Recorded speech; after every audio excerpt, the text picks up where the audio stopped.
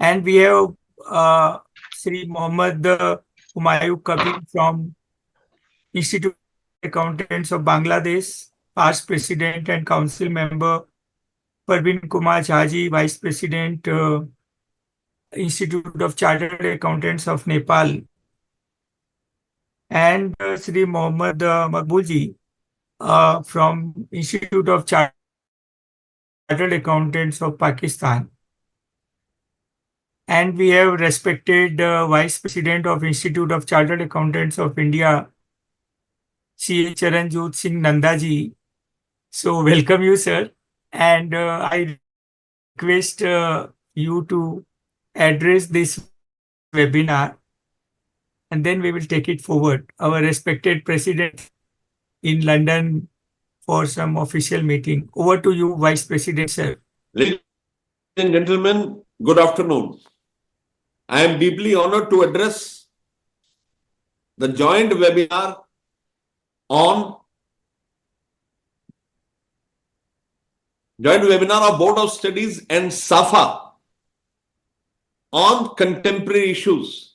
The esteemed gathering would add value to the initiatives of the Institute and SAFA countries well. You are all aware that our profession stands at a critical juncture where adherence to global standards not only defines our credibility but also shapes our ability to meet the evolving demands of economies and societies worldwide. The international education standards issued by the International Federation of Accountants represent a cornerstone of our profession. These standards, encapsulated in 8 key principles, meticulously outline the educational pathways for aspiring and qualified professional accountants alike. They encompass everything from initial professional development to continuing education, ensuring that our members are equipped with the knowledge, skills, and ethical freedom necessary to navigate the complexities of today's financial landscape. The first 6 standards of IES focus on laying the groundwork for aspiring accountants, covering ethical elements such as technical competence, professional skills, ethics, and practical experience.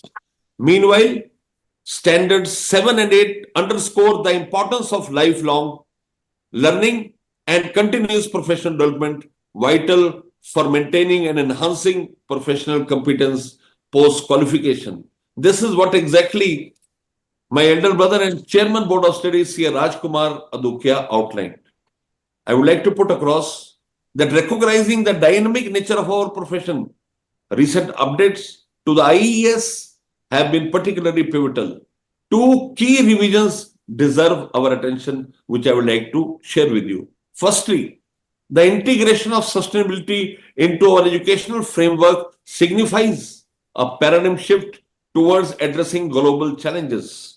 By incorporating sustainability reporting and assurance within the IES, we ensure that future accountants are not only adept in traditional financial practices, but also well-versed in the emerging fields of sustainability accounting. Secondly, the recognition of artificial intelligence as a strategic priority underscores our commitment to preparing accountants for the digital age. AI's transformative potential necessitates that our educational standards evolve, equipping professionals with the competence needed to harness technology responsibly and effectively. These changes are not mere adjustments. They are proactive steps toward ensuring that our profession remains relevant, resilient, and responsive to the needs of a rapidly changing world. In conclusion, I call all the SAFA countries to reaffirm our commitment to excellence and integrity in accounting education. Let us all pledge to implement the revised IES diligently, thereby aligning our educational programs with global benchmarks and nurturing a new generation of accountants who are not only technically proficient, but also ethically grounded and socially responsible. Together, let us uphold the vision of IFEC and propel our profession towards a future defined by innovation, sustainability, and excellence. Thank you. Thank you so much, ladies and gentlemen. Thanks, Adukya Sir, for giving me an opportunity to express myself. Thank Kabir Bhai, my very old friend, for being a host of this program and ensuring that things move ahead. Thanks, Jha Saab. It is really great that all of us have come on a platform to ensure that value add is done in all SAFA countries and institutions. Thank you. Thank you so much. Thank you, respected Vice President Charanjot Singh Nandaji. We also would like to thank the President Safa Heshana Korupuji from Sri Lanka and Safa Vice President Ashfaq Yusuf Tolaji from Pakistan. Now, taking this webinar ahead, see, the accounting was introduced by Italian mathematician Luca Pacioli in 1494. He wrote accounting in 6 lines. For personal account, debit the receiver, credit the giver. For real account, debit what comes in, credit what goes out. And for nominal account, debit expenses and losses and credit gains and income. Over the years, the Great Depression of US in 1929 led to, first accounting standard in 1933 when we had Securities Exchange Commission and Securities Act. Every standard is out of necessity. The standard on financial instrument is out of necessity of Barings Bank collapse. The oldest bank of UK, established in 1762, was sold for £1 to ING on 26th February 95. That led to standard on financial instruments.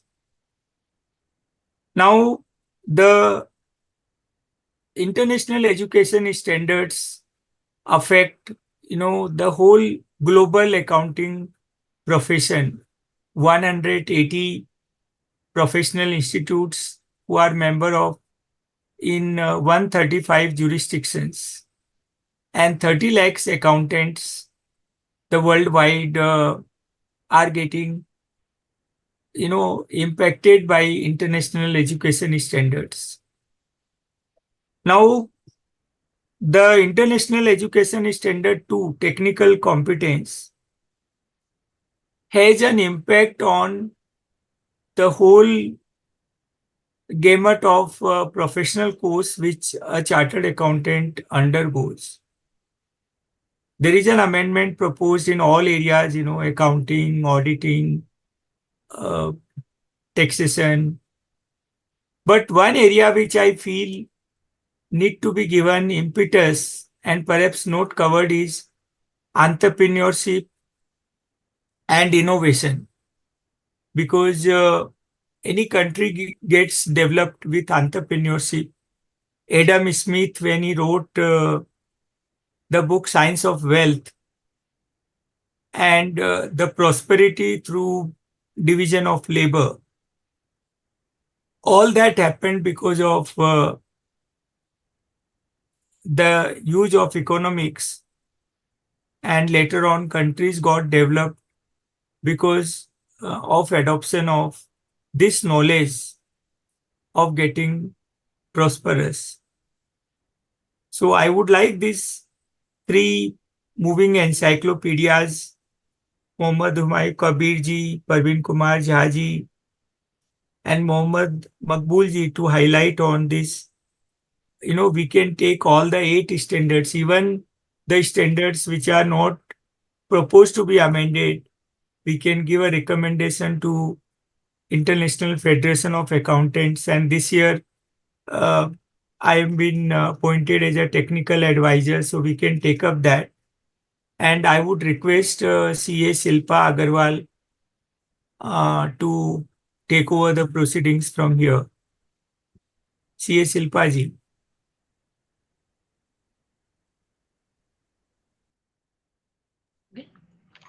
Yeah, we Thank you, also sir. have CA Dr. Rasmi Goel, who is Secretary of SAFA Education Committee. Yes, CA Silpaji. Yes, sir. Thank you, sir. Thanks for your enlightening address and for providing us with comprehensive understanding of today's theme. It will be my privilege to introduce our next speaker, Mr. Mohammad Humayun Kabir, sir. Mr. Kabir is a fellow chartered accountant of the Institute of Chartered Accountants of Bangladesh. With an impressive career spanning over 42 years, he is distinguished figure in realms of fiscal laws, financial management, business strategies, corporate governance, and macroeconomic issues. Mr. Kabir was awarded the Jat Parivesh Padak in 2010 by the government of Bangladesh. A Since 2001, Mr. Kabir has been a dedicated elected council member of ICAB, serving 8 consecutive terms until 2024. His leadership roles have included Vice President in 2002 and Presidentship in ICAB in 2008. On the international stage, Mr. Kabir has presented ICAB at the International Federation of Accountants in 2010, 2014, and 2018. Furthermore, he serves as a technical advisor and member of the South Asian Federation of Accountants, that is SAFA, board, contributing his expertise to the Committee for Improvement in Transparency, Accountability and Governance. Mr. Kabir is not just a name in the field of accountancy, but also a familiar face on television. He is a regular participant in TV talk shows where he shares his insights on banking, capital markets, fiscal matters, and issues related to trade and investment. His knowledge and eloquence have made him a sought after speaker, and he has delivered lectures, presented papers, and chaired seminars both at home and abroad. We welcome you, sir, to enlighten our participants with your immense knowledge and experience. Over to you, sir. Thank you. And I'm very honored and very, how can I express? I'm very, feel very obligated to Shilpaji, the way you presented actually, it has been very much elaborated. I'm not that much, but actually I'm very humble in as an accountant. When I was given, recognized what is today's issue, our today's opening remarks from this Nandaji Saab, he came when he made it about the sustainability, which covered the environmental issue. And when you said that our government recognized me as early as 2010 by awarding me, it is a national award on the Jatiyo Parivesh Padak, that is National Environment Award. That's relating to basically how there is a small innovative works from my company and my team on the protection of the ozone layer. Instead of using chemical and other things, how the bio protection of the ozone layer, that's the basically.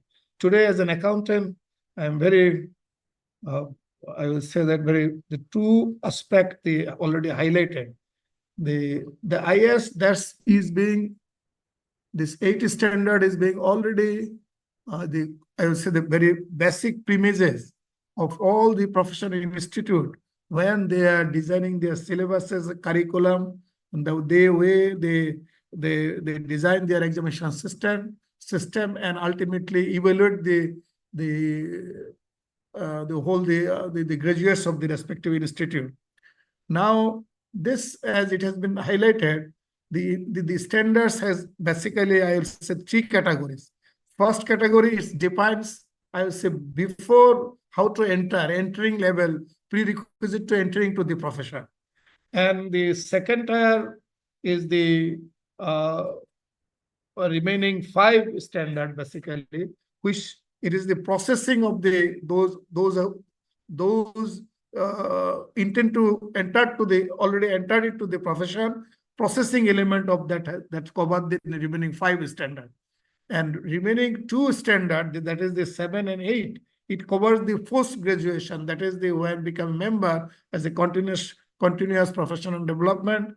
And very last one, E8 is very specific to the professional accountant. Those are in practice. So therefore, let's focus on when we're talking about the new area, how where this could be like the two area. One of the is sustainability, which covered the environmental issues. Second aspect, the technological issue, advancement AI issues, as the Nandoji was referring to.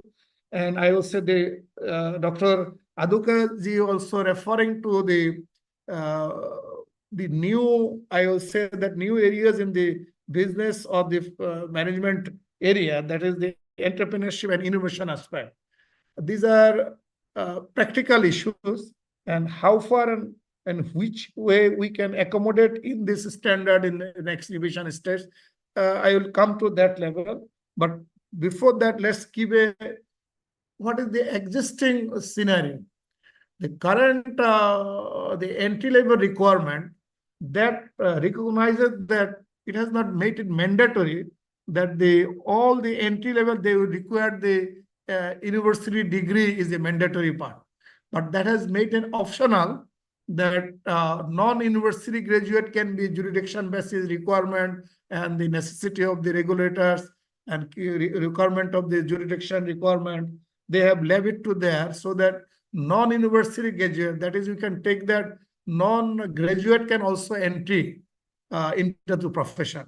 That means a group of people, you have to become, process them as a raise them and ultimately as an output as a professional accountant who has no uniformity in their entry level.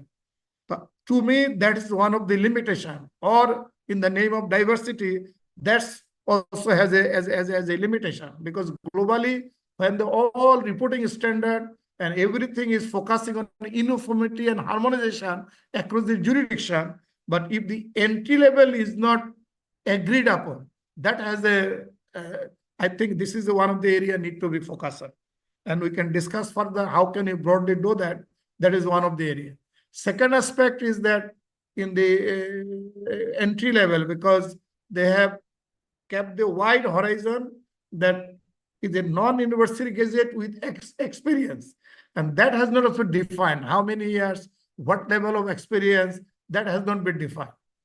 And Adukaji was referring to in our about 30 lakhs member across in 180 jurisdiction. You see, I will understand the chartered accountancy, our requirement is like the course completion within the practicing firm, whoever entered to be the chartered accountant.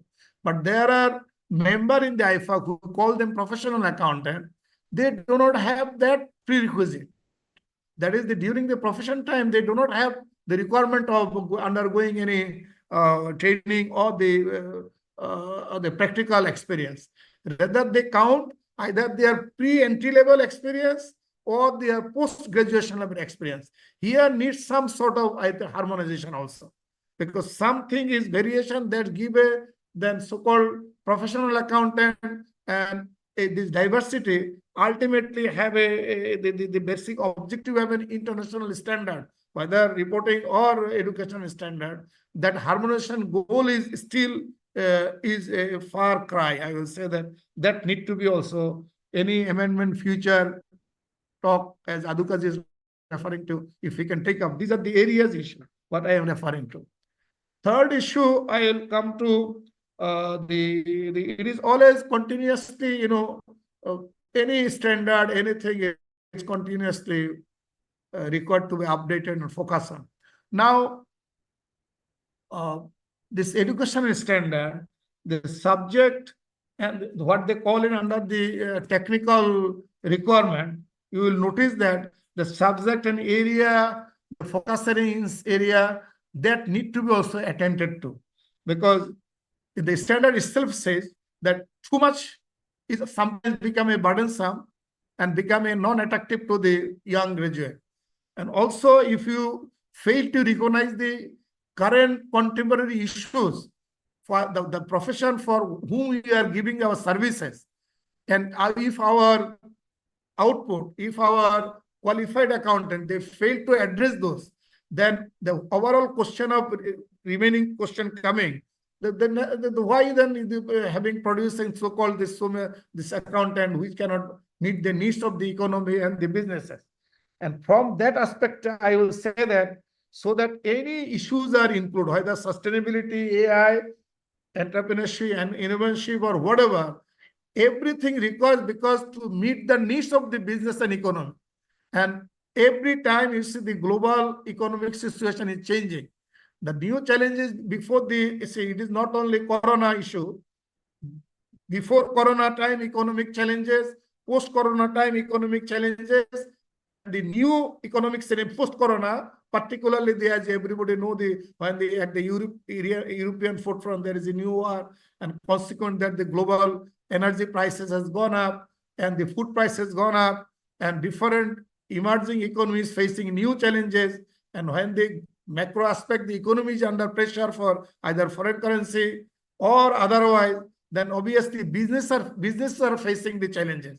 If our curriculum, professional accountant, do not reflect these new challenges of the economic needs, and if we fail to address those, then we will lose our relevancy and importance in the society. Whatever changes, therefore, we are advocating for, we are asking for, so that it does not become a just jargon or becoming something what we call that many times many issues kind like corporate governance, this and that. But the people more it says, and more corporate failure happen. Now, when an accountants sit in the board as an independent director of a corporate body or in a bank, they are working as a within the management side as an whatever as a compliance officer or I will say decision-making level. And if that bank entity ultimately proves a liability to the economy, either as a non-performing asset is building or otherwise, making a mismatching, that's what happened in the recently even in the United States because of failure of certain bank. And many might be hidden in the developing world and will come in the future in the forefront. Then that becomes our profession, we are making ourselves fit and competent to address this issue. So unless we revise and focus on the syllabuses to address these challenges, and since we claim that we are the most practical, truly economists other than the theoretical economists, our accountant, as we claim, we need to be really reflect our syllabuses and make our future accountant, I will say, that ready for to face the economic needs and challenges. So saying so, please, I have no other, I will say, disagreement of inclusion of the sustainability environmental issues as proposed on AI, blockchain issues, but those not to become just as you will say that, like today, many of the accountants said that once one is came, using this technology as a tools. It is not to become an expert or taking our job, to getting ourselves ready for. We need to how to incorporate into our syllabuses and examining them. One of the thought process I can share the Bangladesh Institute of Chartered Bangladesh we have done recently, that we are trying to because in our syllabus we have already the information technology earlier, and there are 2 papers there. Now our council has taken a decision. We'll extend our hand and join hand with the Cisco. We will in fact in paper and we will take 100% of the Cisco syllabuses so that the certification level ultimately and professional accountant became also Cisco certified system auditor also. So there was this sort of, I think, the extending hand to parallel other, technical bodies so that ultimately the accountants get ready its option or it can get ready with the new challenges coming the technology aspect.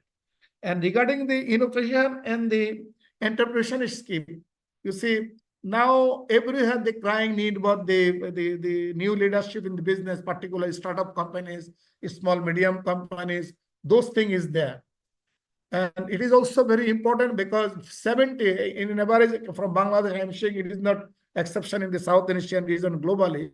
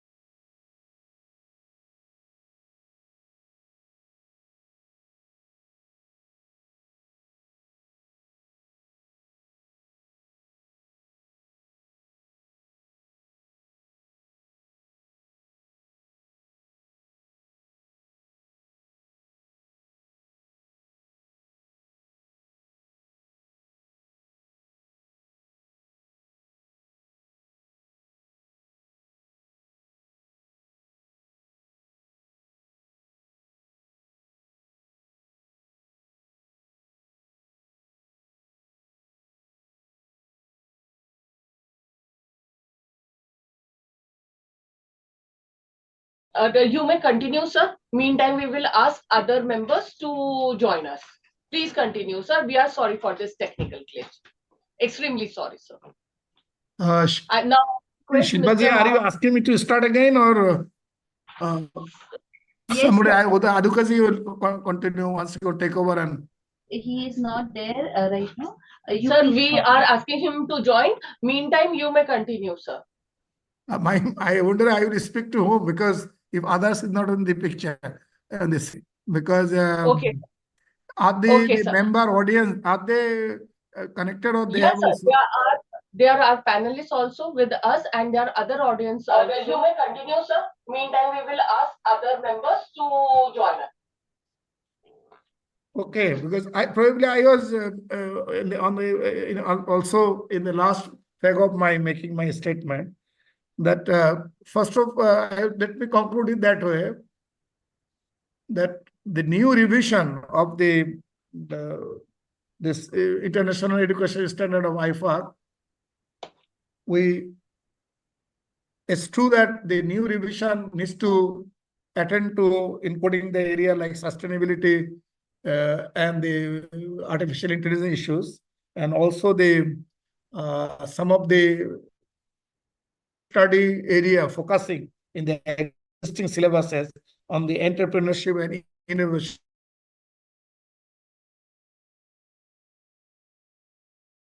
The uniformity, more homogeneous approach of entry level and examination and training competency in the whole across the professional accounting level, so that when we claim all the professional accounting is the same level or in the market, so that in the same message is going, so that market can accept them as a uniform basis.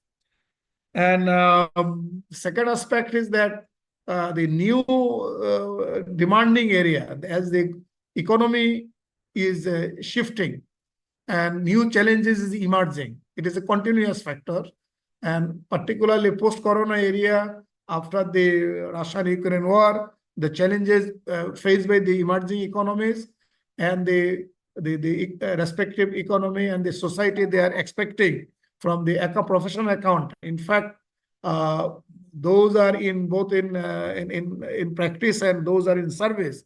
Both has a different dimensional challenges. Those are in practice. They are, if they become as a mere accountant approach and certifying or making their so-called judgmental approach, that will not be this traditional approach need to be attended to, because the focusing on the new realities and thus the audit reports, if they fail to meet the new realities, then just giving a traditional or judgmental reporting will some way it will end the relevance to the societal requirement. So my emphasis from my experience, I will say that the challenges of the new economic challenges need to be also accommodated in the new revision in the standard, so that globally respective jurisdiction, they include their own macro aspect challenges to remain relevant to the society and economy. So Shilpaji, that's my, I will say that humble way of presentation today. Now I'll ask you to take over basically. Sir, thank you. Thank you for the session. So there are some questions. Can I put that? Yes, please. One question has been raised by Mr. Mahesh Malavyarache, and he's asking how important to be updated on the changes in education process to accountants. How much is to be updated on these changes? How important? Yes, sir. Maheshji, thank you. As I explaining, and also initially the remark made by Nandoji and the Adukaji, changes are necessary unless the profession to remain relevant. If we remain without change, then we will lose our competency. We will not remain relevant to the society. So to remain relevant to the society, need to continuously change and upgrade our syllabuses, so that new professional accountant will become, they can meet they are ready to meet the challenges of the economy and the society. Let me give an example. Now, traditionally, those accountants are practicing, they will give a originally 4-point report. Now you are coming with some key material, key audit matters, and giving some, you can give a writing that's a particular an economic entity. There you can give an advice report, this and that, reasoning. What does matter to the investors? What the society add value to that? You can meet your by saying so that this is the legal requirement I am meeting. I am absolving my responsibility so that any future claim I can say I have qualified the report, or I have mentioned in my matter of emphasis paragraph. Society need expectation from a certifier or the accountant in practice, not mere saving himself or herself, or not to just to compliance to the requirement of the law. They are expecting the society's viewpoint of view, that what is the causes of this, and what could be the solution, how could be salvaged, how can you looking forward, way forward of coming out of the scenario. That sort of thing it needed to be. Well, those are in service, they will expect it to management need to serve this aspect, but member who are not in service or those are delivering the practice, they have to be ready, equipping, not to traditionally just analyzing financial figure. Those are now traditionally done by the technical competence, computer and other system. So it needs a judgmental approach. Many things artificial intelligence and the other technology advancement will do, but accountants' role in, I will say that they are to prove their competency. They need more analytical and judgmental power, so that give a clear guideline and futuristic way of thinking, both to the management and the society at large. That's why the necessity of changing the syllabus is necessary. Whole approach, the focus need to be reoriented. Thank you.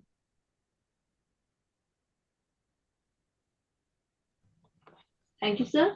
Thank you, sir, for your wonderful insight on international education standards. And now let us move to our next speaker, CA Praveen Kumar Jha.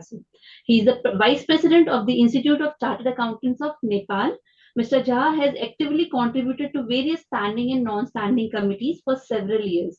Currently, he is the chairman of the Sustainability Reporting Committee of Institute of Chartered Accountants of Nepal, and a member of the Committee on Sustainability Reporting and Assurance of the South Asian Federation of Accountants, that is SAFA.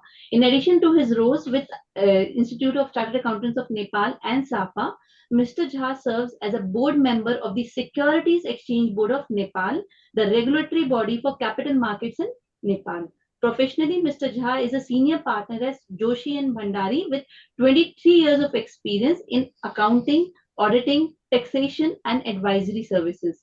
He has built a reputation for excellence and integrity. His expertise extends to a special financial reviews, investigations, and due diligence reviews. Mr. Jha's extensive experience includes auditing and reviewing bilateral projects and supporting local NGOs with input from foreign agencies. Beyond his professional work, Mr. Jha is skilled trainer and educator. We request Sri Praveen Kumar Jha to enlighten us with his vast knowledge and experience. Sir, over to you, sir. Thank you, Madam. I would like to share a presentation. So will you please allow me to share a screen? Sure, sir. Sure. So you can share it. You have the option. Disabled. It says disabled.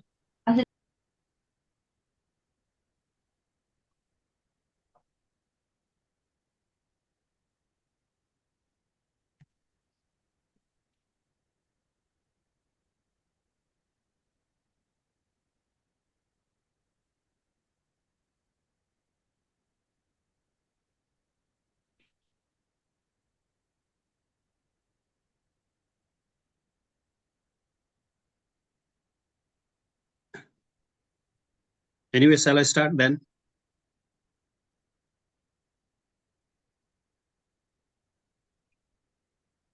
Sir, we are making you a host. After that, you'll be able to share the screen. By the time you can start, we're just making you host. Na? Yeah, host, sir. You can now share your screen, sir.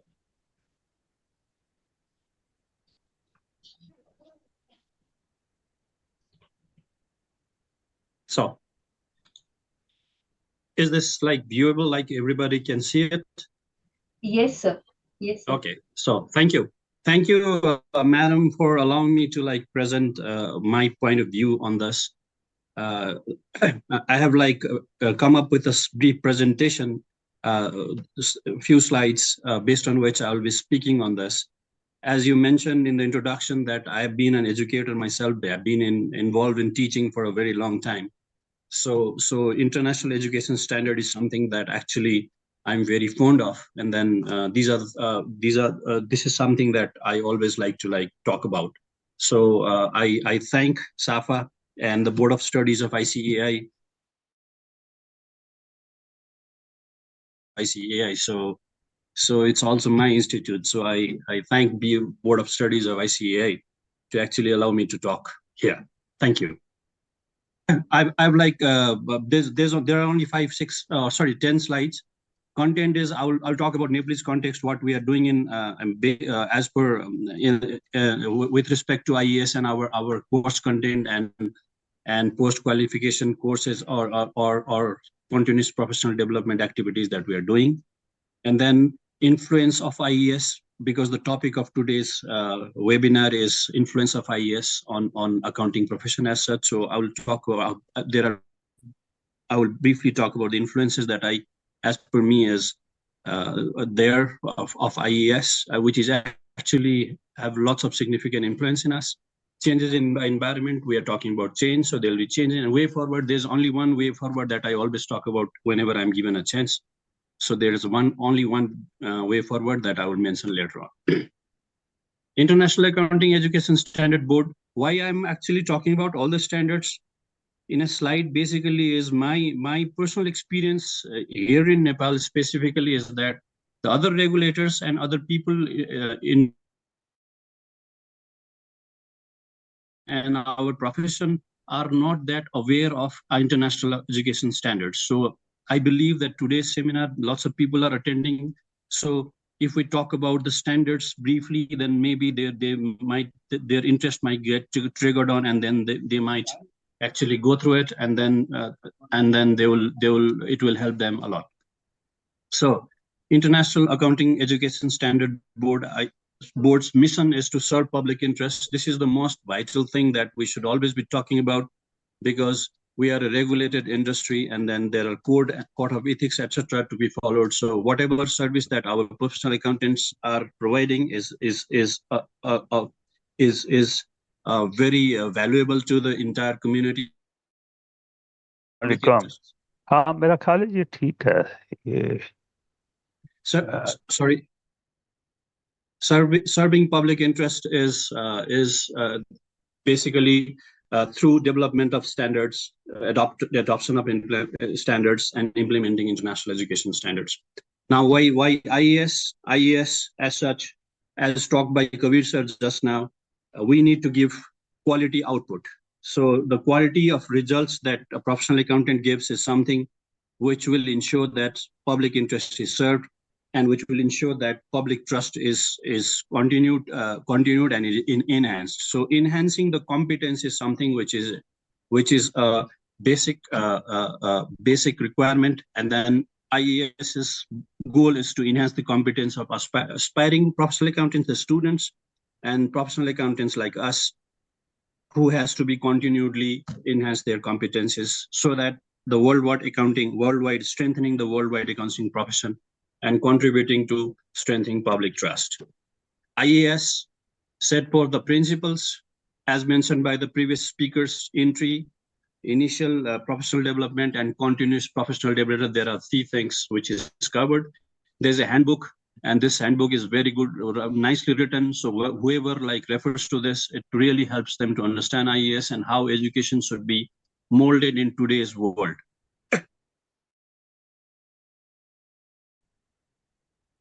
I will talk, as I mentioned in the introduction, that I will talk in Nepalese context. Entry requirement to professional accounting IAS 1 in Nepal. Mostly we allow secondary +2 or 12 cleared students to join our accountancy, professional accountancy education program. Though there are ways for graduates and postgraduate students, there are ways to enter it. But basically, lately it's only been the +2 and then cleared students. And then we believe that we need to be competitive with other institutions as well. So we are satisfied with what's happening. As Dr. Rajkumar Adukia sir just mentioned, that since International Education Standard Board is thinking about changing 2, 3, 4, and 6, IAS 2, 3, 4, and 6, and I think they are satisfied with IAS 1. So our experience in Nepal and also similar other countries, we think that whatever entry requirements we have is sufficient for now. IAS 2, technical competence. We are actually there are two things that I would like to mention, that what we are doing right now and what we are planning to do.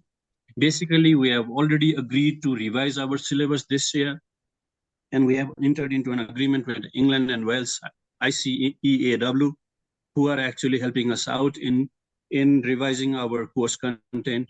So from 2025, there'll be a new course. Maybe this course will be parallelly run for few attempts or few years. But IPDs, technical competence, we have just recently finalized it. Actually, our Board of Studies approved it only last week. So core subjects, ICT, emerging core subjects, assurance, audit, law, taxation. These are the core subjects which are traditionally been there, and which we think should be there for a professional accountant to actually ensure their technical competence. We have also included ICT, emerging technologies, public finance management, though it should be a separate course, post-qualification course as such, but we have tried to ensure that our students are actually aware of PFM requirements, because in countries like ours, Nepal, which doesn't have lots of industries, government of Nepal is one of the biggest employers, and one of the biggest business. PFM is something where there is lots of scope for our professional accountants, we believe. So we have actually tried to incorporate PFM at relevant places. Sustainability reporting, as you mentioned in the introduction, that I chair a sustainability reporting committee here. So sustainability reporting is something that we as ICAN Nepal is actually really serious about, because we as a country, though we are not the polluters, but we are one of the most impacted countries in the whole world. So we want everybody to be aware of sustainability reporting requirements, so that it's there, and our aspiring professional accountants are aware of it. And so these are strategically placed. IAS 3, professional skills, which is vital, as all of us know, that professional skills basically requires, it's not only the technical competence which is sufficient to be a professional, technically competent professional accountant. You also need to have adequate professional skills, intellectual skills, your communication skills, and your skills regarding your knowledge about values, ethics, and attitudes. So IAS 2, 3, 4 are together. That's why I presume that IFAC is actually thinking about revising or changing 2, 3, 4 together.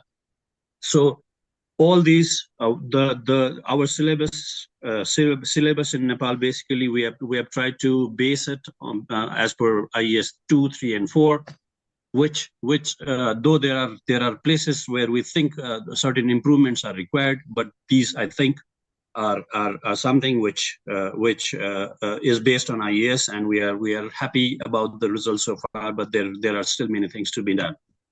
Practical experience in Nepalese context, it's relevant and supervised. It's mainly by professional accounting in practice. So our students, aspiring professional accountants, are only assigned to professional accounting accountants in practice as supervisors, and then they are supervised.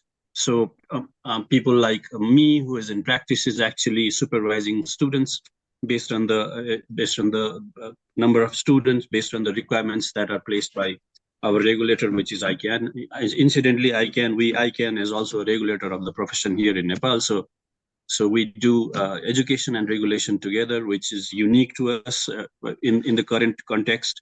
But we are doing a combination, and how practical experience is assessed is something where it's a combination of output and input based model, where certain things are assessed as per output, but mainly it's input based, which we think we need to improve. Because if somebody has worked for 3 years, we give them certificate. As of today, we give them certificates if they have completed their articleship training. That the word that we use is articleship. So there has to be some mechanism where the weightage of output needs to be improved. But for all appearance of all examination, there are certain reports to be submitted to the institute, where the students actually submit their progress. But it is the assessment part, the output part, is something that we are bit not that it's not that significant. And I think in the longer run we need to work on increasing the combination of output during the practical experience. So assessment can be done by the principal or the supervisor, so that it will help the students to not only get technical competence, not only get professional information or knowledge about ethics and attitude and leadership, communication, etc., but also they can like assess themselves. Assessment of professional competence is something as if somebody, I hope everybody has gone through IAS, but if not, then assessment of professional competence is a very important thing. It has to be valid, it has to be reliable, it has to be transparent and sufficient, fair. Validity is something which in Nepal we think we are working on it. Validity, as you know, is something that we need to assess based on actually what is supposed to be learned by aspiring professional accountant. But when we look at our questions, sometimes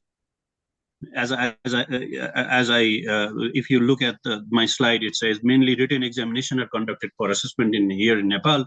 So if you look at our questioning, there might be some cases where in not all cases it seemed to be valid, but we are working on it. And sufficient is something which is also, while testing certain weights, though there are examination manual is in place where we give weightage to all the chapters, but still there are few things that we need to improve.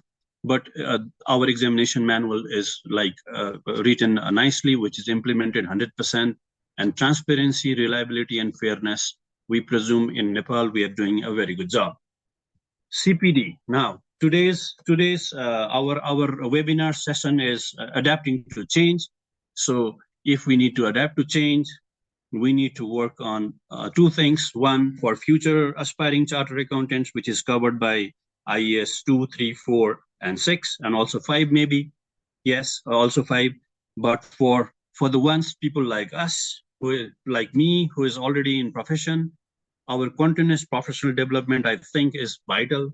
If it's a lifelong learning that the process that we are in helps stay, it helps us to stay current with evolving expectations. It's not only the changes that happens in the society, it's also the expectations that changes. So sustainability reporting is a reason because of global warming, because we think that if it's more than 1.5% of temperature increase, there'll be problem. Yesterday, while I was driving to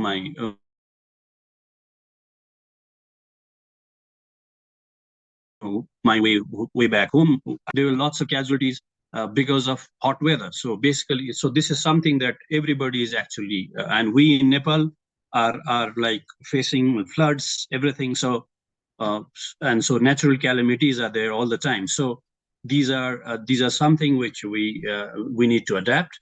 The regulations are changing because of the changes that happens around the world. Technologies, there's a slide that I'll show just now with technologies, and Kabir Saab and also Rajkumar sir mentioned earlier, that technologies are changing, so it changes everything. So so we need to adapt to change.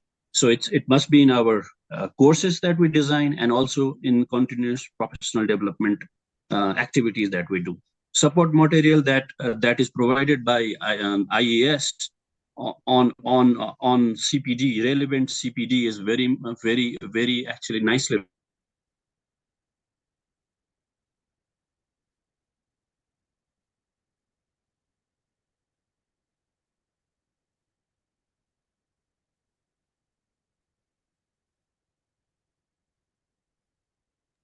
Sir, your voice, sorry. Cannot hear. Sir, you are on mute or something, sir? Mr. Jha? Mr. Kumar, you are on mute, I think.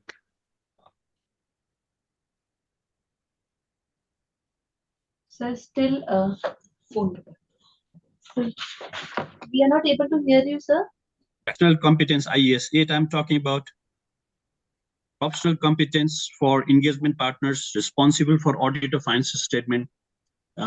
This cannot be elaborated more, because there's great expectations of the public that they take decision based on the audit reports that we issue. So audit engagement is something which is very vital, and then quality assurance is the device that we have followed is quality assurance, where we actually test.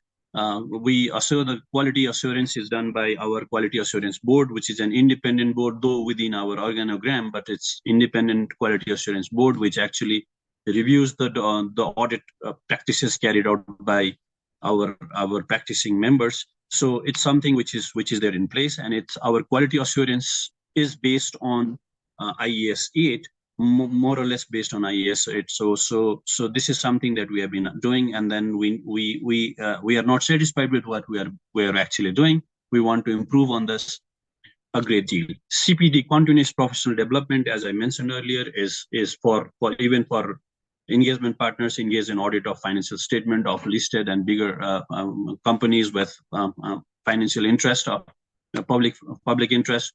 Continuous professional development is required because of the changes that is happening around the world.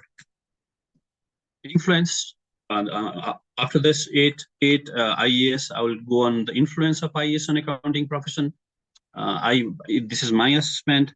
Helps enhancing competence of professional accountant. It is actually helping enhancing the competence, which is vitally required, because as I mentioned earlier, if we like to strengthen the public trust, then we have to be competent all the time, because there are times where institutions hire professional accountants thinking that we are competent. So just because they are hiring a professional accountant, they think they're hiring competent people. So that's the trust that public has on us. So we need to ensure that the trust is there, and for the trust to remain, we have to enhance competence on a continuous basis. Ethics, attitude, and public trust. As I mentioned, ethics and values is something which is basically which is in tune with our way of thinking, professional skills.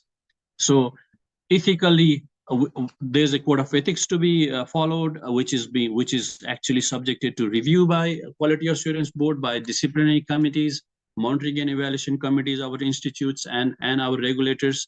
Means that there are ethics to be followed there, which builds on attitude of our professional accountants, which will eventually lead to enhancing the public trust. And because of IAS, there's uniformity and consistency. So even if we are not visited some country, but we understand that if they are also following IAS, if their education model is also based on IAS, then we understand that how they are actually preparing their professional accountants, not only the ones who are already there, but with aspiring professional accountants as well. So once there's uniformity and consistency, so naturally the next process would be global mobility. So people from our part of the world most of the people from our part of the young generation are aspiring to go to Western countries and to develop places. So there's big mobility. Other way around also is that in few cases lately we have seen people coming back. So in countries like Nepal, there's the tendency to move to go for different places, and then when you go, there's mutual recognition to between institutions, and then the syllabuses are so then with the mapping is done. So if there's a consistency, and if the institutions around the world who are members of IFAC has follow their IES, then the MRA, going for MRA is will be easier. We have 5 MRAs already with different countries from ICANN. Quality, it also enhances the quality of education providers, because if they refer to IES, then it guides them about the learning outcomes, about the capabilities that are required at different levels of our courses. So educational provider, be it a university or any other education, or even a coaching center, which is prevalent in our part of the world, basically in Nepal. So even the educators, if they are aware of IES, it helps them to actually prepare professional accountants. This is something that I've been, whenever I get a chance to talk to educational providers in Nepal, I always mention that to refer to IES, and to actually tell the professional accountant, mainly aspiring professional accountants, that the course that you have actually chosen to follow is a course where there's a lifetime learning. It's basically why I'm saying this is there are educational providers. We sell dreams here in our countries where they say that once you clear your professional accountancy, then there'll be cakewalk, that you will be actually, your life would be cool. But it's not the reality. To become relevant and to be competent, you have to be there is a continuous education program that one has to go to, which is there in practice, but educational providers are actually misleading sometimes. So that's something that we need to work with. We at ICANN is actually already started talking about it, and we would like to make sure that education providers also enhance their quality and inform our aspiring accountants to be to go on a path of lifetime learning. Providing international benchmark for good practice is something which I think naturally, if one is following IES, and as we are discussing today, if there are changes made based on what we are discussing today, and if it is applied by everybody, so there will be the international benchmark of good practices. I was in India, and I came up, I heard about the idea. I was in India in Gujarat couple of months, or 3-4 months ago, and then I came. I realized that ICAI has also revised the course, and there's this one research paper that they have devised where one doesn't have to. There's 100 paper research then they can do, which is something of good practice that we came to realize. So there are many things that we can share, and then best practices can be shared. So if all of us follow IES, or if members follow IES, then it helps. Changes in characteristics of environment that we need to adapt. We professional accountants need to adapt technology. I don't want to elaborate it more, because all previous our whatever we have already discussed this. Public expectation is something which changes with social change, you see. So public expectation we need to meet. So this is something that we have to adapt based on the expectation that the public has. And then globalization, business complexities, I don't need to elaborate more, because I think everybody is aware of it. Increase in regulation and oversight because of the change in public expectations. Social change is something which is happening on a consistent manner. And the world, if you look at the world, basically entire governance actually is actually going one way. So I presume there will be more increase in regulations and oversight, etc. So we need to adapt to that. And then finally, way forward, as I said, I don't mention lots of things. Continuous improvement and lifelong learning is the way forward. So we need to be aware about the changes that is happening, and we have to be on a lifelong learning exercise. And then I will finish by mentioning Darwin, which says it's not the most intellect or the strongest will survive. It's the person who will able to best adapt and adjust will in changing environment will survive. So change is inevitable, and we need to change. That's it from now. Thank you.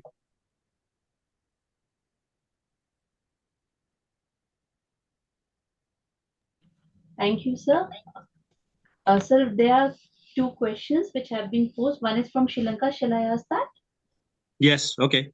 Okay. The question is from Mr. Abhay Sundara, and he's asking how to update the knowledge of accounting professionals with IT knowledge. With IT, basically in a world where digitization is something, I was the one, while doing my articleship in India, I used to audit banks manually. And then when I tell my staff here in Nepal sometimes about my experience, about my audit in those days, and compare, and then we used to celebrate when our trial balance would match. You see, everything was manual. So when the trial balance matched, there was a party. So we have come across from that period to now, where we are talking about Bitcoins, and we're talking about not requiring even the banks to be there. So there will be barter system that you used to have a long time ago. So in this world, IT knowledge, everything is going to be digitalized. So IT knowledge something is very, very important, I think, not only in auditing, but all aspects of life. So yes, IT knowledge is very, very important and required. And he's also asking how an accounting professional body should educate their members or the aspiring professionals to have this IT knowledge. What Basically, kind of... Yes, sir. What we are doing in Nepal is we have tried to address it in a couple of ways. Basically, there is a compulsory IT training requirement at professional and final level. So we call it CAP 2 and CAP 3 level. So there's a compulsory IT training requirement that one has to clear before they appear for the final examination. And then this compulsory IT training, where we also give some information, some knowledge about data analytics, and then these days the students who are actually enrolling into a CA, our institute at CAP 2 and CAP 3 levels, are quite aware about the data analytics and all the things. So basically institutions like POs like us should actually, I know that this system is there in other countries as well, but in Nepal we have made sure that it's compulsory, and it's very, very, very popular. Basically, students are quite very willing to actually learn, because as I mentioned, IT is vital. And then so this is 100 hours of training requirement before, and you have to, there's an examination that it's not only the input based training program, it's an output based. You have to appear for an examination, clear that IT examination, then only you can go into the next course. So this is something I think we can do, and then course design, and based on the changes that is happening around the world, can be there. So I think this way it can be addressed. One more question, sir. The participant is asking, we are right now, there are many freely available short-term courses which helps a person to learn many things freely from YouTube and from other sources. So how an accounting professional body is incorporating those short courses in their curriculums so that they also give them this knowledge? How Nepal is working on that? Yeah, basically, the question is basically, I thank the person who is asking this question, because if the only thing which is required really, in my presentation, as I mentioned, is like willingness to learn. If you are willing to learn, there are many avenues around the world. So I'm impressed with the question, basically, that the person who is asking this question is willing to learn and have gone through many whatever social whatever sites to actually learn. So how we are doing it? So as I mentioned, this IES 7 clearly has a document which says the CPD, relevant CPD programs, how it can be selected. So based on that, we can devise, and then if we understand that some courses are relevant for our students, we can incorporate it. We have just enrolled our PFM course. PFM courses, there were many PFM courses by other institutions. We just we just have approved our PFM course, which is purely actually tailor-made into the requirement, considering the requirements of Nepal. So we came up about this PFM course changes that we actually tailor-made to our context based on our knowledge and our review of the courses, short courses that were available in different places. So what institutions like us is actually referring to those courses and then planning the way in our Board of Studies meetings, we discuss those and then we decide how to roll it for our particular, to serve our interest. Thank you, sir. Thanks a lot. Thank you, sir, for sharing your valuable insights and expertise with us. Next, we move on to our fourth and final speaker of the session, Mr. Mohammad Maqbool. Mr. Maqbool is a distinguished council member and chairman of Institute of Chartered Accountants of Pakistan. He is also a chairman of Institute of Chartered Accountants of Pakistan Education and Training Committee. He is also a chartered accountant from England and Wales and Canada, and is a fellow member of the Chartered Institute of Public Finance and Accountancy in the UK. His impressive career includes multiple terms as a council member of the Institute of Chartered Accountants of Pakistan.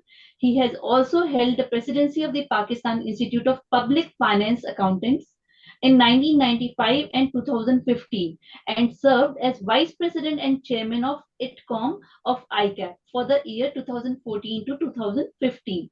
Mr. Maqbool has been a member of the Accounting Standard Boards of Pakistan from 2016 to 2013. His academic contributions are noteworthy, serving as an academic advisor to various higher educational institutions and as the Dean of the School of Accountancy and Finance at the University of Lahore. Additionally, since September 2013, he has been an elected independent director and chairman of the Audit Committee of BATA Pakistan. He also served as a co-opted council member of SIPFA UK for a term of 2016 to 2021. Welcome, sir, and over to you. Thank you very much. I need to share my presentation. Can you please make me co-host? Sir, we have made you. I think I'm already co-host. Okay, can you see my presentation, please? Yes, sir. So you can go. Okay, thank you. Thank you very much. Thank you. Bismillahir Rahmanir Rahim. Assalamu alaikum and good evening. First of all, I really congratulate the Indian Institute and the SAFA to arrange this discussion around adapting the change international education standard and their influence on accounting profession. And I'm happy to be here to share these international education standard in Pakistan context. Okay, so basically the standard which has been discussed are these 8 standards. You know, I'm not going to go through the requirement of these standards, but it's from 1 to 6 cover the journey of becoming a qualified accountant, professional accountant, or chartered accountant, starting from entry to the assessment level and incorporating the practical experience as well. And the IES 7 and 8 deal with the life of a professional accountant after qualifying, which is the continuing professional development and the audit engagement partners' competence. Actually, the role of these international education standards is basically twofold. One is providing international benchmark for good practices in professional accounting education, and second is providing the opportunity for global mobility of professional accountant. No matter where they are trained and educated, they should be fit to work and perform in any environment, international environment. These are basically 2 main objectives of this, which is covered here, which I just said. There are 2 broad objectives. So I'm here not going to take a lot of time on international education standard because the earlier speaker have covered a lot material on these education standard. I will be just jumping to straight away what Pakistan's role is, ICAP role is, how ICAP is complying with these education standard, international education standard, and what the future plan of the ICAP is. This is what I'm going to focus more. let's say ICAP is just confining its role to the examination body. ICAP is not involved in education. For education, ICAP has approved around 43 education providers in 13 cities, which are offering in-person and online classes to the students of all levels. So ICAP is only taking the examination. So we are currently going through 2021 education scheme, and same time we are now devising and approving the education scheme 2025. So I will be just taking you through the current education scheme and then letting you know which 8 changes we are bringing in our current education scheme. So anti-requirement has already said that it is a higher secondary school certificate, which is 12th grade. If a person has minimum of 60% aggregate marks, we allow that person free entry to this qualification. I mean, there's no test, nothing is involved. But if a person has marks between 50 to 60%, less than 60%, then they have to go through a qualifying assessment test before they are accepted in the education of chartered accountants in Pakistan.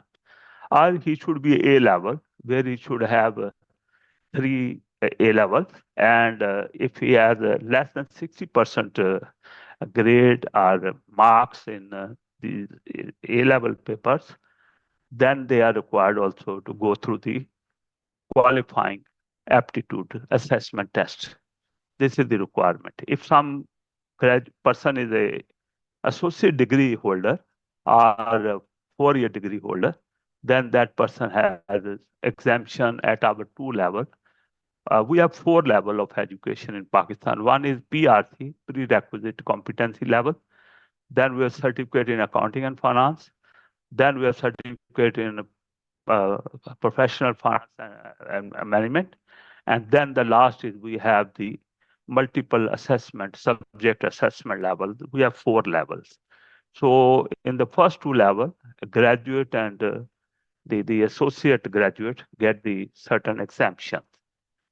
Now, when we come to the levels and papers, the first level is the PRC. We have a 5 paper in this level, which is basically business writing, and second is the quantitative method, principle of economics, introduction to accounting, and introduction to business.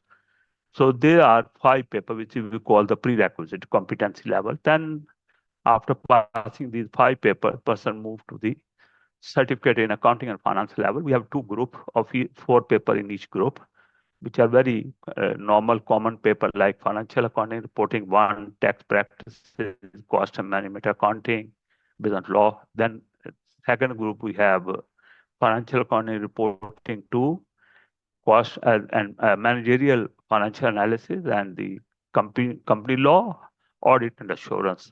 And these are the 8 papers which are our CAF level. Normally, we call in our subcontinent intermediate levels. This is the intermediate level. And PRC, you can say like foundation level. Then a student has to go through two hand-on courses. One is we call it MS Office. And second is the presentation and personal effectiveness course. They have to go through these 2 hand-on courses before the person can start the practical training. And the training we have from 3 years to 4 years for various type of person who enter this profession, this education route. So then the certified finance and accounting professional, which we will call is CFAP, we have 6 papers: advanced accounting and financial reporting, advanced corporate law and practices, strategy and performance measurement, business finance decision, which is basically strategic financial management. And the next is the tax planning and practices, and the audit assurance and related services. After doing these 6 papers, one has to qualify a hand-on course, which is called data analytics and fintech. It is assessed by the ICAP. The previous 2 are not assessed by ICAP. They are assessed by the education providers. And this is assessed by the ICAP, data analytics and fintech. We started it under the 2021 scheme.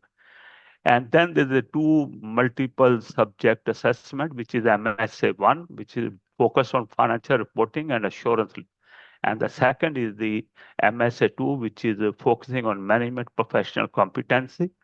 And this is the two multiple subject assessment. These are the two final paper. And then one has to qualify the professional value, ethics, and attitude tests as well. There are two levels. One is, there are two parts of that. First one has to qualify. It's assessed by the ICAP and has to qualify before start taking any CFAP exam.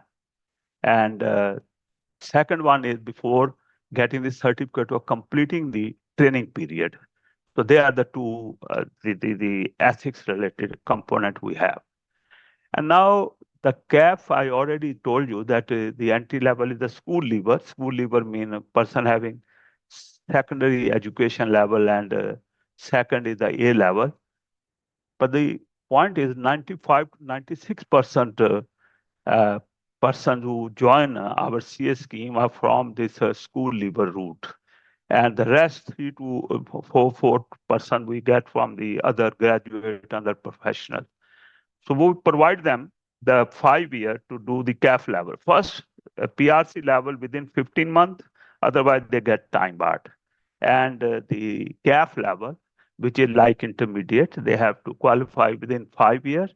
And the CFAP, which is the 6 paper I shown you in the previous slide, they have to qualify 4 out of them within the 10-year period. And then after completing the passing these 4 papers, there's no time limit then for MSA or for the remaining 2 paper of CFAP level. And the 10 year is for the 4 paper.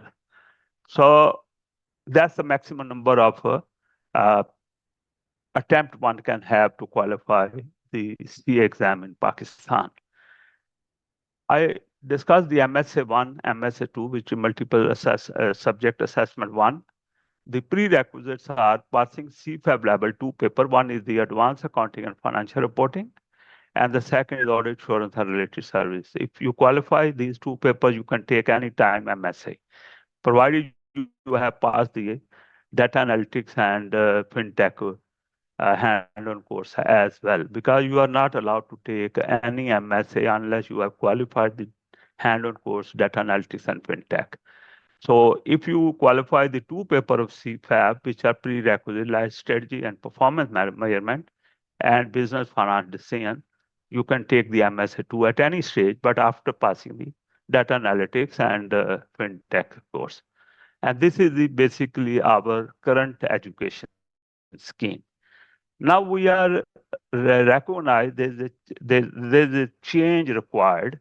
What the change we are bringing in, let me talk about the 8 point on that. We are expanding our entry routes, right?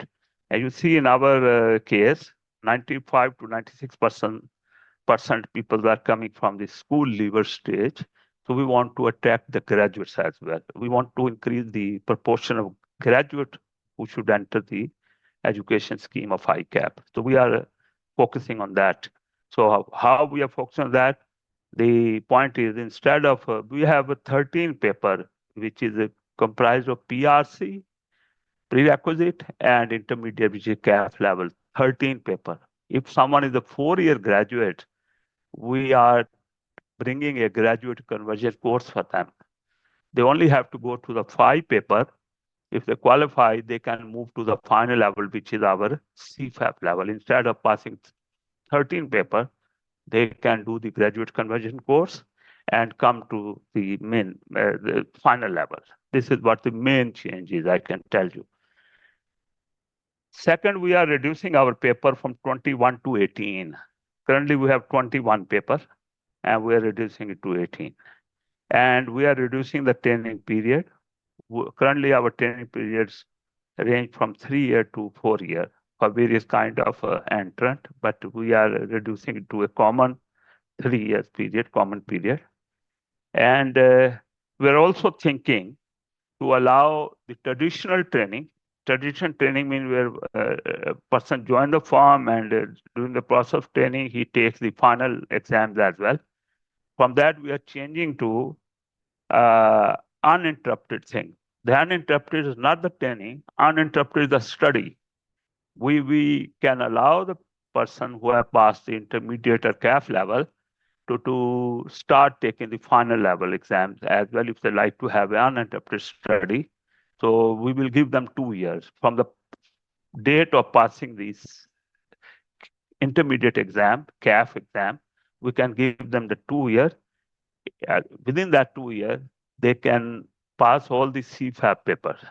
Whenever they pass all the CFAP paper, they can join back the form. Or if they are not able to pass within the 2 years, then after 2 years they can join the form and start the remaining training and the remaining paper during the training. So that's what change we are thinking. This new scheme is under consideration of the council. It has been approved by the Education Training Committee, but council is focusing on that. So I'm sharing with that how we are introducing the change. We are introducing one elective paper as well at final stage. Out of the 4 paper, one has to elect one paper because we believe no one can study and qualify everything. We want to provide the choice to the people. Currently, we have one stream to qualify, like any other institute, one stream. But now we are bringing in the concept of elective paper. So out of the 4 paper, I'll show you the paper in a minute. They have to elect one paper, which is elective paper. We are bringing more technology in our curriculum, and we are bringing integrated learning modules in the initial part of training because our student can take the first final exam after the gap of 1 year. From the date of joining the training, after 1 year, they can take the final level exam. During this, we are bringing certain integrated learning module for them. Particularly, we want to introduce a new certain new discipline like public sector accounting and audit and Islamic reporting and assurance side of thing. We want to bring it there. So they can do the few hand-on courses and few these new area courses, which will be low stake examination. They will not be full blast examination. And then we are integrating ethics, ESG, and technology in all our paper of CFAP, which is final level. We are bringing strategy case study paper, which is going to be the final paper. And that's what 8 changes we are bringing in our scheme. So this is how we are thinking to move forward. And as it was already discussed by Mr. Kumar about the sustainability. And we are also taking a note of that the International Education Standard 2, 3, and 4 are basically changing and bringing in the competence areas and learning outcome of sustainability, accounting, and reporting.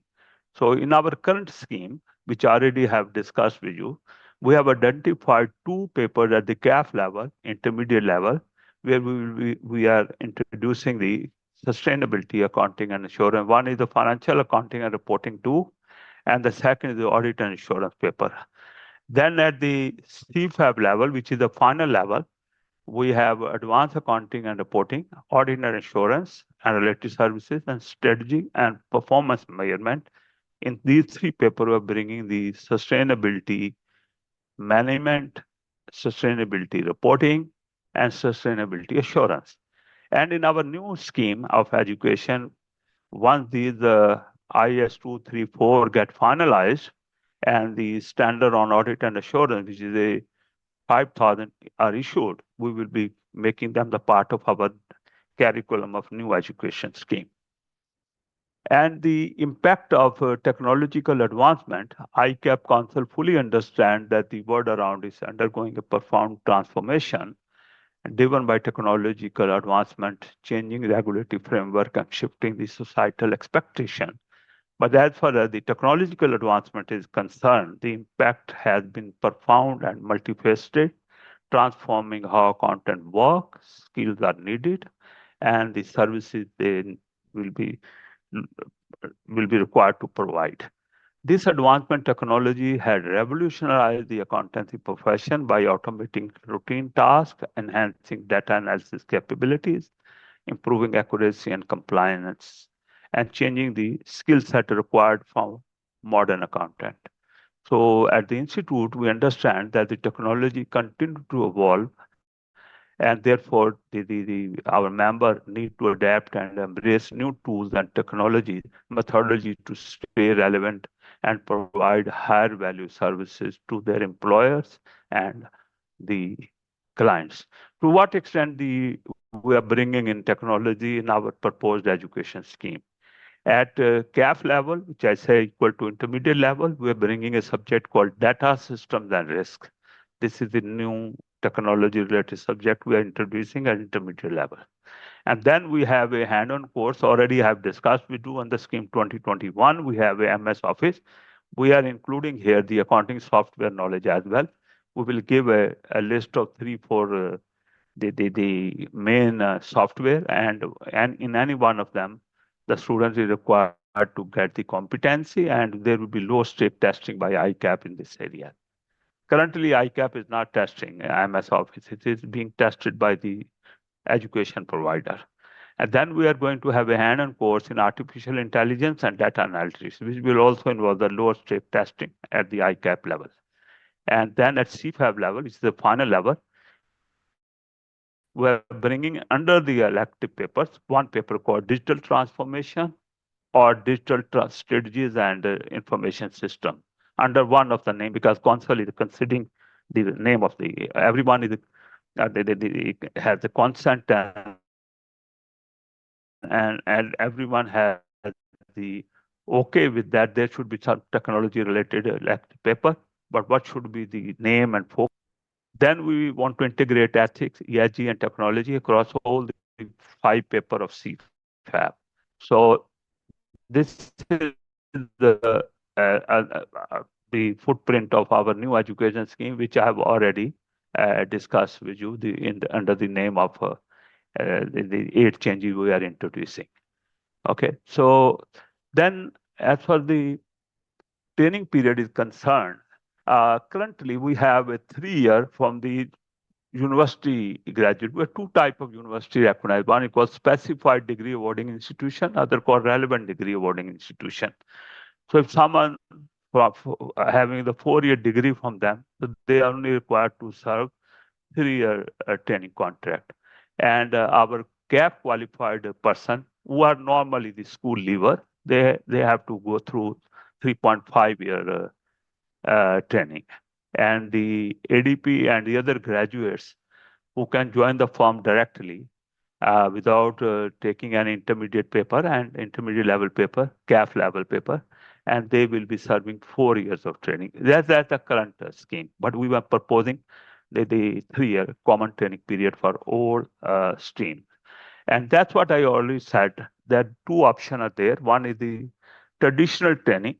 We have a condition that the student, after passing the intermediate level or CAF level, have to join within 6 months any training organization. And after completing the integrated learning module, they can start taking the final level exam. But the waiting period before she start taking final level exam and must complete the ILM before that, 1.5 years we are thinking a period should be fixed there as a prerequisite to take final exam. And the second route is once you pass the intermediate exam, the student can move to the ILM and CFAB level exam and without joining the training. And in the 2-year period, or on passing the CFAB level, whichever earlier, the student can join the training organization. Here, let me discuss that we have 2 types of training organization in Pakistan. One is we call in practice. We have 280 firms which are offering the training contract to the students in practices. And we have a training organization outside practices, which are the businesses. And we have 44 approved organizations which are offering the training to the students. That's same period, but that they are in the businesses like financial sector, industry, and utility companies, telecom companies. They are all big national level companies. And we are also introducing now the overseas training as well. So in overseas country, the practices manned or supervised by our member can also offer the training to students. That's we are starting, and maybe in couple of we are going to issue the directive for that. So this is the about our two types. Like one is the inside practice, the other is outside practice. So when you come to inside practice, very briefly, I will look at that. So we have defined the areas like in intermediate level, one has to get not less than 25% of total training period served, and assurance is one of the main disciplines there. And then comes to the financial accounting and reporting, not less than 10% of the total training period should be spent there. They can spend more, but not less than 10%. And then we have management accounting. This is on the discretion of the training organization, to what extent they train them there after complying with the minimum training period required in certain areas. And then we have the financial management. This is also on the discretion of the training organization. And then we have taxation, which is also on the discretion of training organization. There is no compulsion. However, in the other areas, as information communication technology, this is also on the discretion of the training organization. And the final, we have another area which is not listed. Training cannot be offered for more than 10% of the total training period in this area. So this is our inside practice. When we go to outside practice, similarly, we have listed the area like financial accounting and reporting, audit assurance, which is internal audit, surely, and taxation of the organization. So we say not less than 30% training period should be spent in this area. That's a minimum requirement if a person is getting the training in businesses. So then we have the financial management, governance, risk management, internal controls, and information and communication technology. Not less than 20% training should be in this area. And then we have the management accounting at the discretion of the TO. Any other area which is not listed above, then not more than 10% of the time training period should be spent in this area. This is the practical experience side. And then we have a CPD, which is also one education standard. So CPD, we have one central CPD committee, then each city we have a CPD committee, right? So they offer technical courses, soft skill courses, data assurance certificate, and sustainability reporting and assurance workshops or master classes are being offered for the upgradation of our members and non-members. So the requirement is on 20-hour learning, CPD learning. 50% of that should be verifiable, and annually not less than 20 hours should be completed. There is a 3-year rolling period for under 20 hours. So member has to record the CPD activity on the ICAP website to meet the above requirement and have to submit an annual declaration that they are in compliance with the CPD requirement. We focus, we attach a lot of importance for CPD for member who are in practice. So we are running a audit practice review and support program, which I will discuss under the competence for the audit, performing audit by responsible person.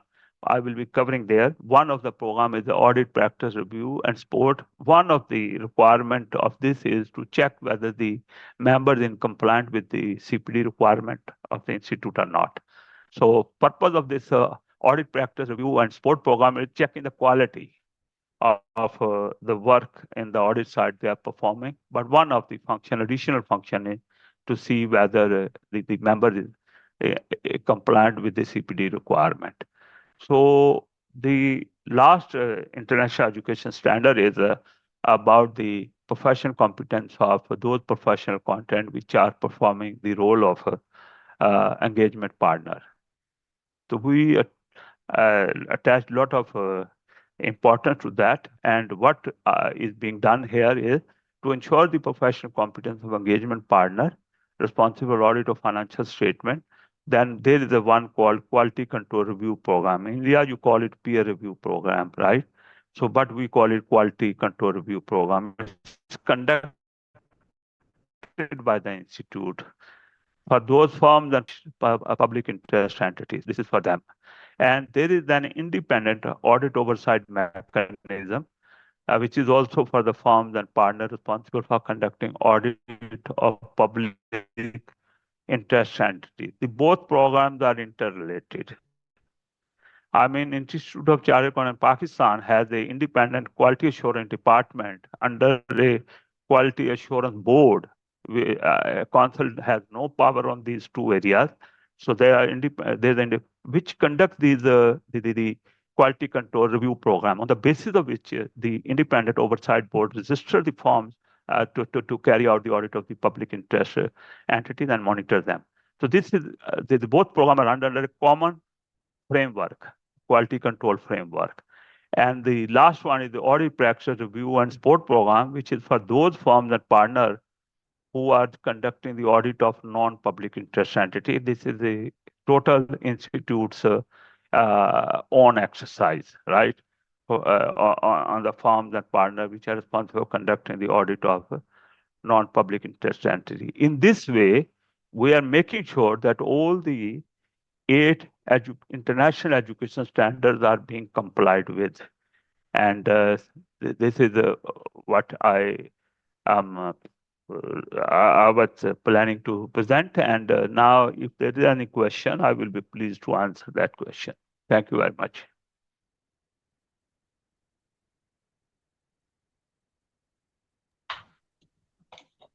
Thank you, sir. So one question has been raised by a participant. A question is, since you are implementing these proposed revisions in international education standard while framing your new scheme of education and training, what kind of challenges are you facing or are you foreseeing to face? Actually, the only challenge which we will face is basically, you see, all study material is provided by ICAP to the students. This is the only challenge we will be facing when we're bringing in the new component is to timely developing that study material and also imparting the training to the faculty member of those education provider who should be effectively able to deliver the contents and the learning on the basis of the new education scheme. This is the only time and the new areas of focus would be the only challenge which we are contemplating, and we are preparing our plan to meet those challenges. Okay, sir. Thank you. Thanks for your enlightening the session to a close. Since we are drawing this session to a close, I would like to invite our Secretary Board of Studies and also Secretary to a Committee to Education, Training and CPD of SAFA for a vote of thanks. Ma'am, over to you. Thank you, Shilpa. I thank all the participants and as well as our panelists for such an encouraging participation in this webinar. This is a heartfelt gratitude to all our esteemed speakers for their valuable insights and knowledge. Mr. Mohammad Humayun Kabir, FCA of ICA Bangladesh, for sharing his vision. CA Prabir Kumar Jha, Vice President of ICA Nepal, for his comprehensive sharing, knowledge sharing in international education standard. Mr. Mohammad Makbul, Council Member and Chairman of the ICAP Education and Training Committee, for sharing the state of education curriculum in Pakistan. Today, the panel delved into the opportunities and challenges of the emerging economies and the strategies for overcoming them. They also explored the current state of their educational curriculum and how they are aligning them with the international standards, education standards, adopting to the unique circumstances of each country. We also thank our participants for their active participation during the webinar. Once again, we thank you all for being here and participating for this enriching experience. And we look forward for further such discussion in the future webinars. So stay in touch with us and be tuned to our future webinars. Thank you everyone. Thank you so much.